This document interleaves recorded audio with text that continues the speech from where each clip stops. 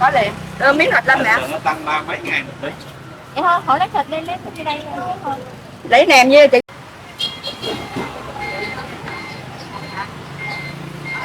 Quay đi túc này luôn kìa.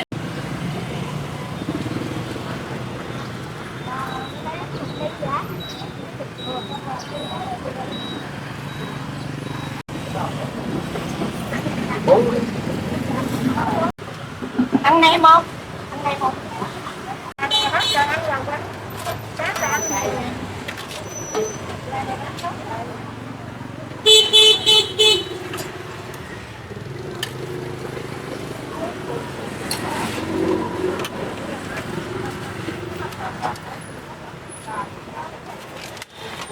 Rồi của anh ăn đầy đủ hay gì?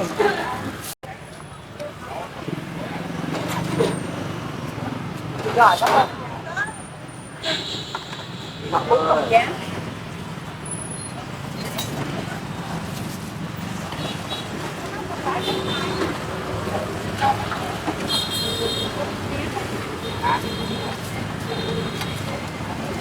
Mấy trái dầu?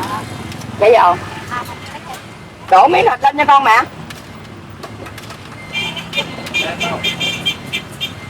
Anh tí được chưa? Có con. Hả? Ông lấy gì người ta nói. Nói là Này 6 là 6. Đùi những con nói mà không. Dạ. ổi mì rau ớt đầy đủ anh trai. Dạ. Rồi, cảm ơn.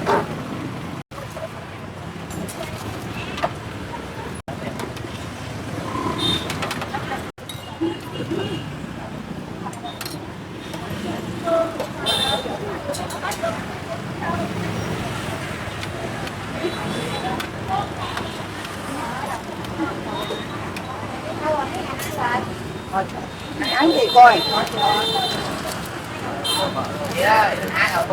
Rồi có liền. Ở dưới. Em tụi mình mấy bữa rồi. Giờ tối thì mua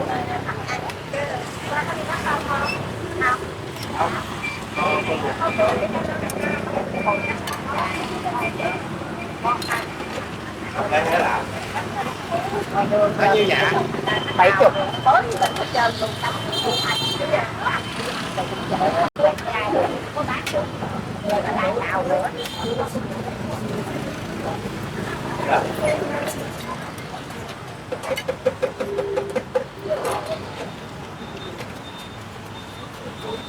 Dạ. Bán 20 cái này. Rồi tạm biệt. Dạ, cảm ơn anh trai. Rau ớt đầy đủ hả chú? Dạ.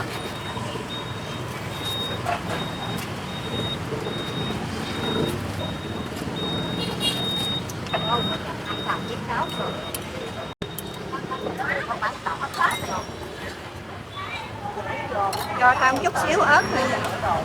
Rồi đợi con tí. Cho đồ chua nha. 40 chứ.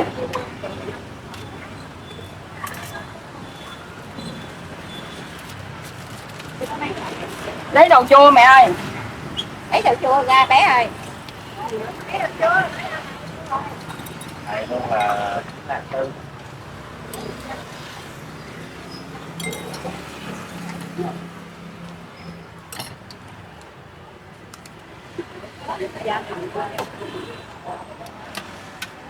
Buông ngâm nước rồi cái da trắng ta làm gì đi. Nó giòn anh em. Ba giòn vậy. Lấy cái ao đổ ra. Cho chị đổ xì nha. Rồi, Không bỏ rau. rồi chén rồi. Rồi. Giấy ơi, thối tiền chứ. Đó đó, tôi ta tiếp. Đổ lên cho con rồi bạn. Chừng chừng nữa thôi mà không làm. Chút xíu ớt thôi. Bữa không có ớt. Còn chua nhiều đúng không?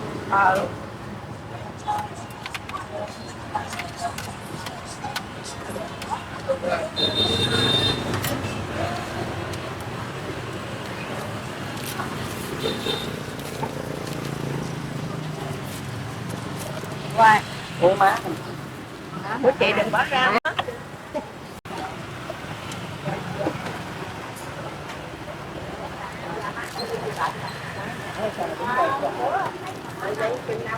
Con trai nha. Cảm ơn chị. Tính tiền cho em.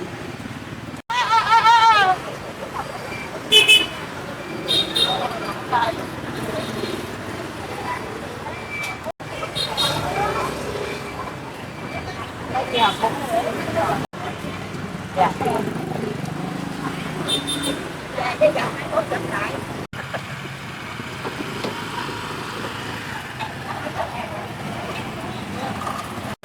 Rồi bé.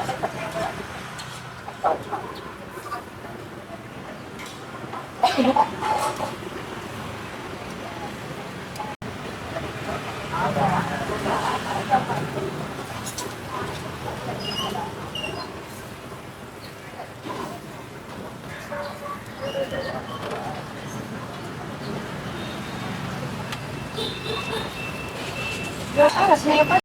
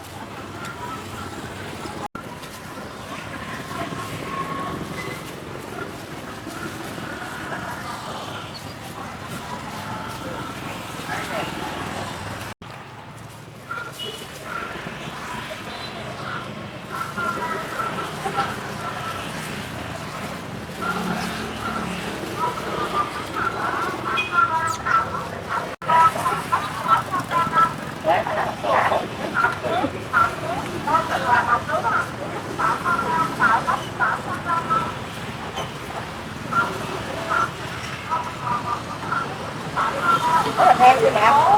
Đổ lên miếng làm thịt.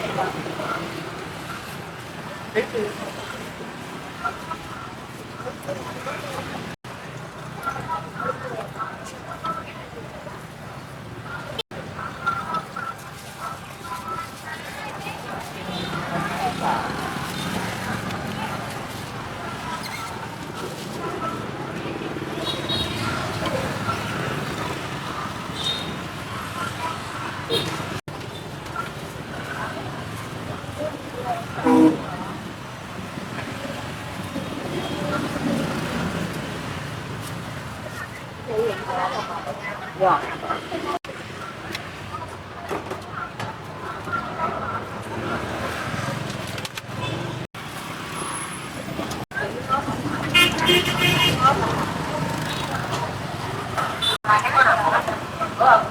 gom 60. Hàng của bên lấy ba cái đó là 100.000 gom 60, gom 60. Gom 60. Hàng của bên lấy ba cái đó là 100.000 gom 60, gom 60.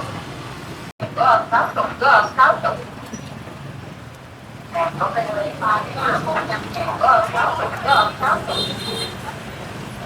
Hàng của bên lấy ba cái đó là 100.000 gom 60, gom 60.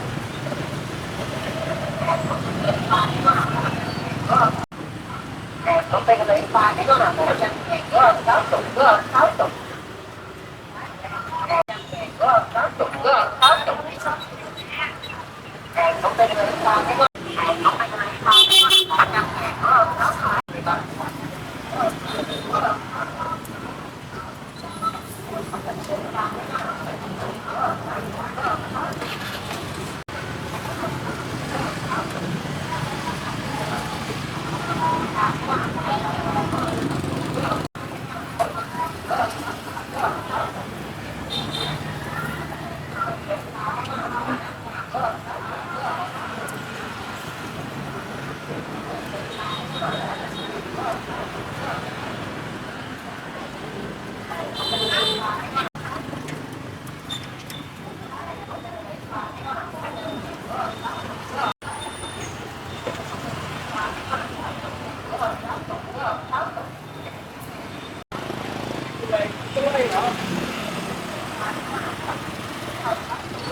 60.